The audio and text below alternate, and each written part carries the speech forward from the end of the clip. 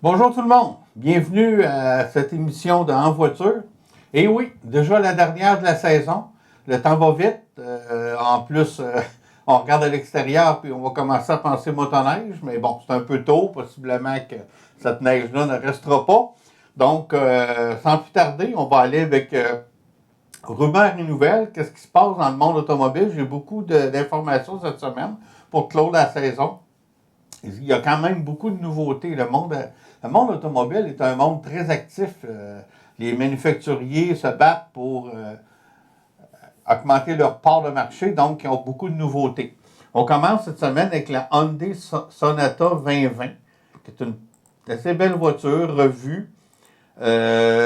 Nouveau standard d'équipement, la Sonata a inclus un moteur de 191 HP qu'on appelle le Smart Stream, un 2,5 litres à essence évidemment, 8 vitesses automatiques, un sélecteur de vitesse qu'on dit Shift by Wire, c'est-à-dire qu'il n'y a aucun mécanisme, c'est fait tout, quand on sélectionne les vitesses, ben c'est tout électrique, électronique, il n'y a plus rien, évidemment des lumières d'aile, Electronic Parking Brake, un frein de stationnement électronique, je pense que tout y est, là, les lumières LED en avant, en arrière, partout.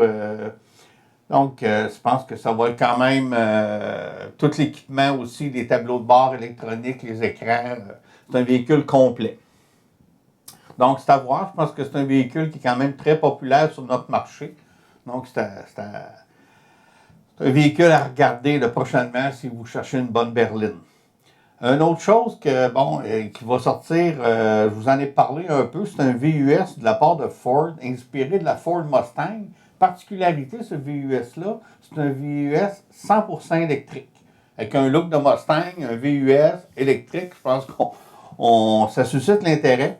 Donc, vous pourrez regarder sur le web, le dévoilement officiel se fait le 17 novembre, dans quelques jours.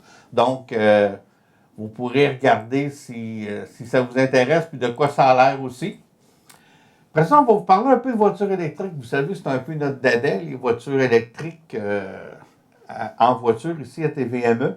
Je vais vous montrer, puis on va en parler un peu, les 10 voitures électriques possédant la plus grande autonomie, en commençant par la moins bonne, et on va finir par la meilleure. Le top 10, la 10e, ce serait la Audi e-tron. 329 km. Ce VUS de luxe affiche un prix de départ de 90 000 et vient avec un rouage intégral de série. Par contre, à 90 000 329 km d'autonomie, il y a, pour moins cher que ça, il se fait mieux en autonomie. Fait que, faut vraiment que vous vouliez absolument avoir ce modèle-là. Le numéro 9, la Nissan Leaf Plus à 363.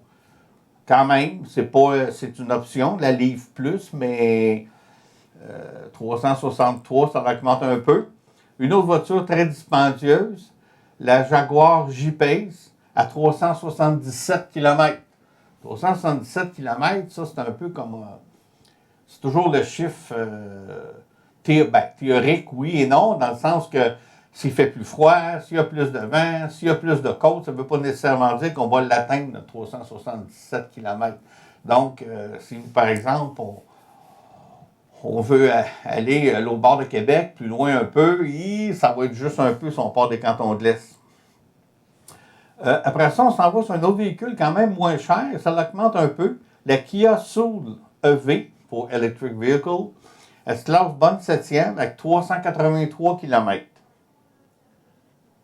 Après ça, la 6e. Un autre véhicule pas très, très dispendieux, mais on n'est pas rendu à 400 encore. La Kia Niro EV, donc 385 km. Ça commence à être un peu mieux. Oh, la prochaine, par exemple, là, on vient de franchir le 400 km, là, c'est quand même intéressant. C'est une Hyundai Kona électrique, 415 km, donc c'est... Je commence à penser, dire, bon, ben là, c'est intéressant, puis si on calcule que la majorité de ces voitures-là, si on arrête on arrête un peu dans une borne haut voltage, 540 volts, si je ne m'abuse, on peut recharger quand même en un assez court laps de temps 80% de l'autonomie. Donc, ça peut être, on peut penser commencer à faire un voyage. La quatrième, la Chevrolet Bolt, celle qu'on avait fait un essai il y a 2 ans en voiture, c'est encore d'après moi une des meilleures qualités-prix qu'on offre sur le marché, la fameuse Chevrolet Bolt Electric Vehicle, 417 km. Donc ça, versus, bon, oui, c'est pas une très grande berline, quand même une petite voiture, mais spacieuse. Donc, à 417 km, ça commence à être intéressant aussi. Là, on vient de changer un peu de catégorie. On vient de franchir le cap du 500 kg. La Tesla Model 3 Long Range. Donc, c'est quand même... c'est une Tesla. On sait que les Tesla, c'est dans les plus dispendieuses, mais au moins, pour le prix, on nous offre quand même au-delà de 500 km d'autonomie. Je pense que c'est extrêmement intéressant. Et le modèle X à 528, c'est un SUV. Avec la particularité, j'ai choisi la photo un peu en fonction, avec des ailes, avec des portes qu'on appelle type aile papillon. Cette technique-là n'est pas nouvelle. Là. Dans les années 60, il y a eu des prototypes, plein de choses. Les voitures d'exposition sont souvent munies. En production, il n'y en a eu que très peu. Ça a surpris beaucoup de gens que Tesla, quand ils ont montré les premiers prototypes du modèle X, ils étaient équipés comme ça. Les journalistes disaient, bon, c'est pour le véhicule de show, comme on dit. En production, ils ne mettront jamais ça. Mais finalement, ils ont gardé le concept. Ça les a donné beaucoup de difficultés lors de l'introduction du véhicule. Il y a eu des ratés, parce que c'est des portes, évidemment, qui rouvrent électriques. Là, parce que de lever une porte comme ça en l'air, c'est très, très lourd, donc c'est complexe. Mais bon, on voit pas de rappel. J'ai pas nécessairement vu de rappel passer là-dessus. Pas de rappel de masse. Je vous dis pas qu'il n'arrive pas des petites choses, mais je pense qu'il s'entoure assez bien. 528 km d'autonomie pour le modèle X, ben, c'est quand même intéressant. Donc, et la dernière, ben, évidemment, c'est la Tesla Model S, là, celle qu'on connaît depuis plusieurs années, mais avec un chiffre de vente, un prix supérieur à 90 000, là, on va avoir ça. On parle de 600 km d'autonomie. Donc, c'est quand même, là, on est dans les ligues majeures. 600 km. Donc, il y a beaucoup entre la moins bonne et la meilleure, il y a beaucoup d'écart. Puis, c'est dans les 10 meilleurs. Donc, c'est sûr qu'il y en a encore des véhicules qui sont plus urbains, qui vont faire des kilométrages inférieurs à ça, mais les prix sont moins hauts. Si on a une utilisation c'est notre seconde voiture, puis qu'on s'en sert seulement pour aller au travail, on n'a pas besoin de payer très, très cher pour avoir une très grande autonomie. Souvent, un 90, 100, 125 km par jour, c'est amplement suffisant pour bien des gens. Fait que c'est toujours ça qu'il s'agit d'évaluer. Donc voilà pour le top 10 des véhicules électriques les plus performants. Une nouvelle voiture aussi qui s'en vient sur le marché, c'est la Kia Optima 2021. Bon, on sait que Kia et Hyundai sont c'est la même compagnie, dans le fond, un peu comme GM qui vend plusieurs marques. Donc, en renouvelant la première véhicule que je vous ai parti, la Sonata, en renouvelant la Sonata, on pouvait s'attendre aussi que l'Optima soit elle aussi renouvelée parce que c'est des véhicules qui partagent beaucoup d'éléments communs. Mais ça demeure des véhicules différents. Qui a toujours une version un peu plus sportive des plateformes. L'autre, tandis que chez Hyundai, on a des versions un petit peu plus luxueuses, un peu plus... c'est moins sportif, mais c'est quand même intéressant aussi. Donc, on a une couple de photos. Ce n'est pas un dévoilement officiel.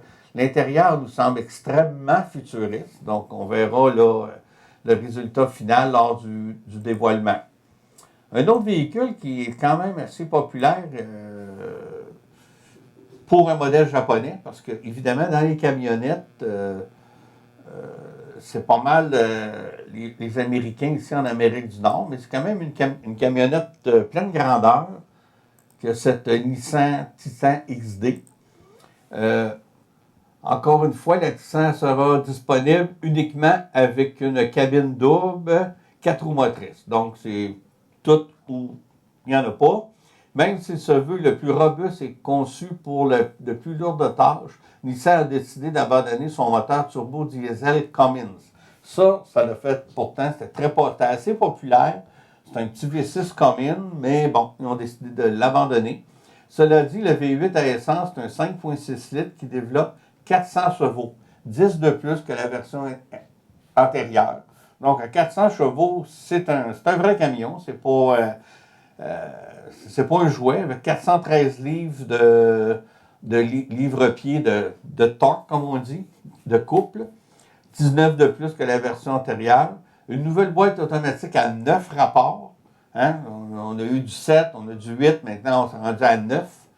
Autrefois, c'est ça, chez Nissan, c'était 7, qui favorise les meilleures performances et une consommation réduite. Vous vous demandez peut-être pourquoi maintenant on a eu, dans les années 60, 80, des 3, des 4, des 5 rapports, mais on est rendu à 7, 8 et 9. Bien, c'est juste pour l'économie d'essence. C'est d'avoir toujours le meilleur rapport entre la puissance moteur et ce qui est transmis aux roues arrière. Donc, ça évite au moteur souvent de tourner trop haut en régime ou ce qu'il consomme. Donc, on change les vitesses rapidement pour baisser la consommation d'essence.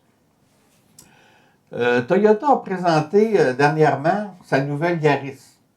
Mais la nouvelle Yaris qu'on voit ici, le modèle en rouge, ne sera pas disponible au Canada. C'est une toute nouvelle plateforme, une nouvelle Yaris, pourtant très populaire, et n'est pas disponible au Canada. Pourquoi? Parce qu'il y aura une nouvelle Yaris qui arrive sur notre marché. 20 ans après l'original, Toyota a dévoilé en première mondiale cette toute nouvelle Yaris de 4e génération. Cela-ci sera commercialisé au Japon dès février, c'est ce que je vous disais. Puis en Europe durant la seconde moitié de l'année. Mais au Canada, malheureusement, non.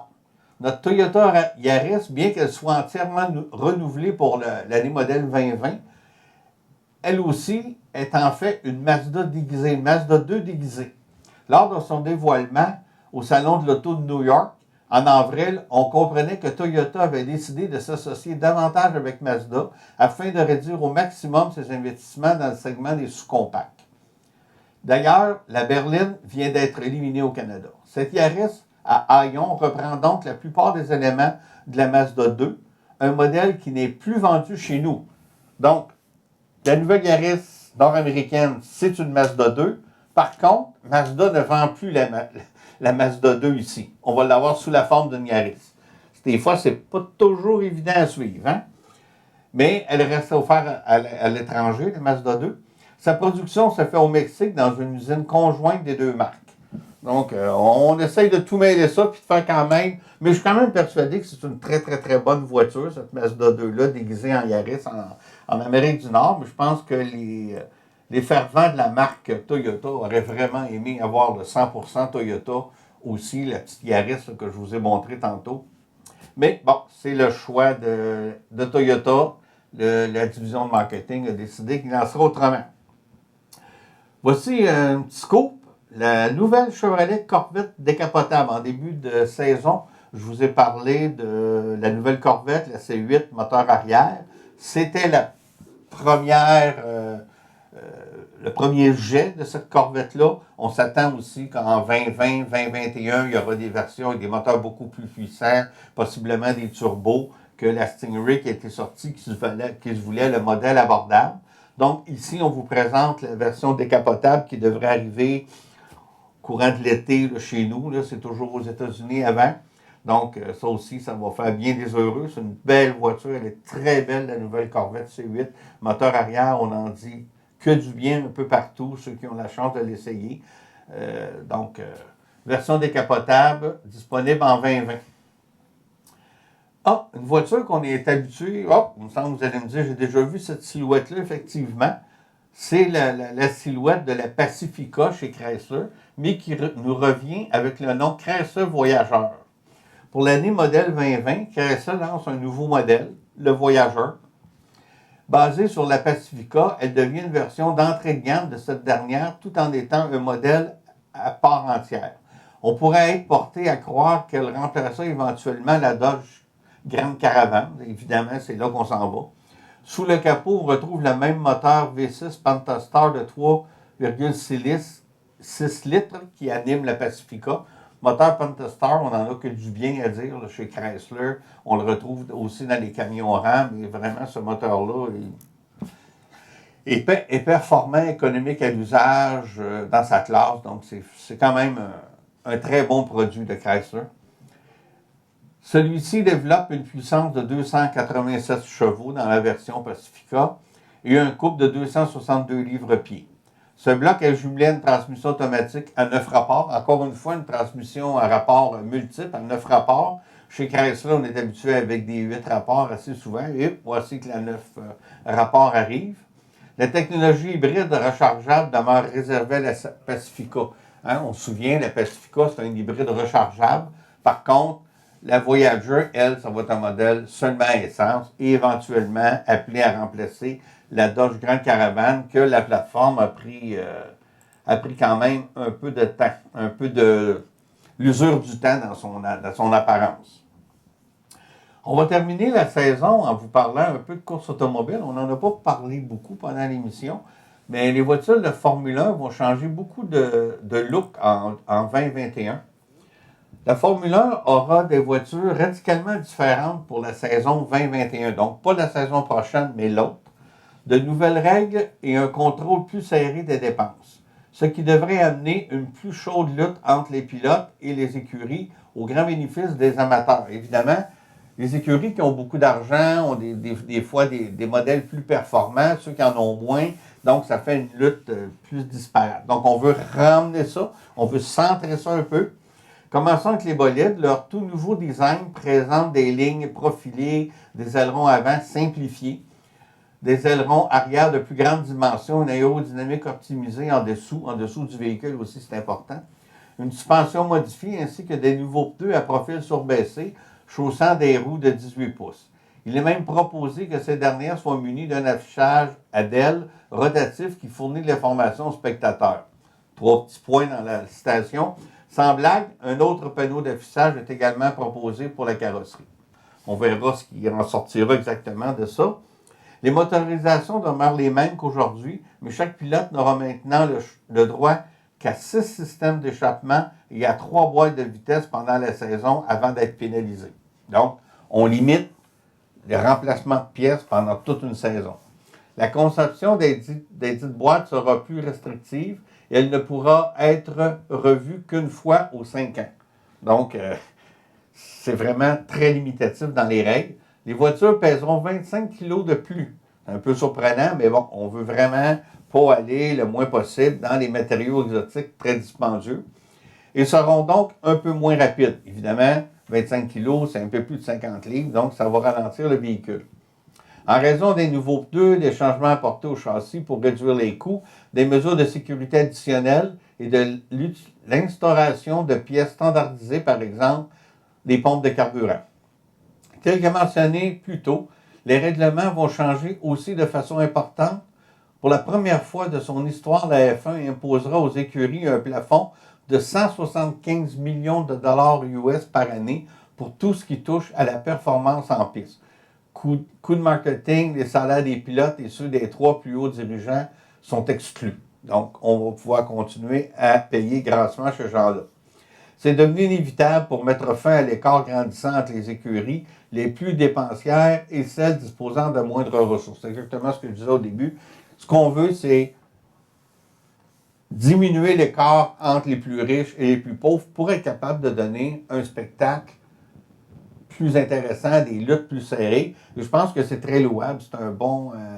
C'est une bonne façon de faire qui va rendre des fois plus intéressant. Parce qu'on regarde un Grand Prix de F1, certaines fois, tu prends le meneur, là, il n'est pas souvent menacé, ou la 3e position non plus. Il y a des luttes qui se font plus à la queue de peloton. Là, il y a des luttes, mais souvent, c'est pas ce qu'on va nous diffuser parce qu'on nous diffuse toujours les meneurs. Donc, de ramener tout ça plus au centre, ben, on devrait avoir en tant que spectateur un meilleur spectacle.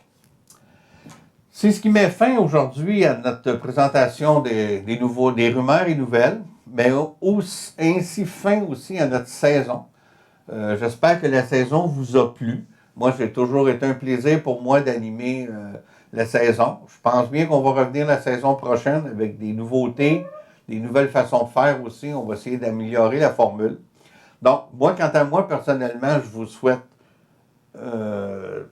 d'agréables moments avec votre voiture, une bonne hiver en voiture, soyez prudents, ça va être glissant. Et quant à moi, je vais vous revenir au mois de janvier dans l'émission de motoneige qui va reprendre au tout début janvier. On a eu l'émission pré-saison la semaine dernière. Donc, dès début janvier, je reviens avec les émissions de motoneige régulières. Portez-vous bien. Je vous dis déjà, joyeuses fêtes. On y arrive, hein? C'est à nos pas. À la prochaine.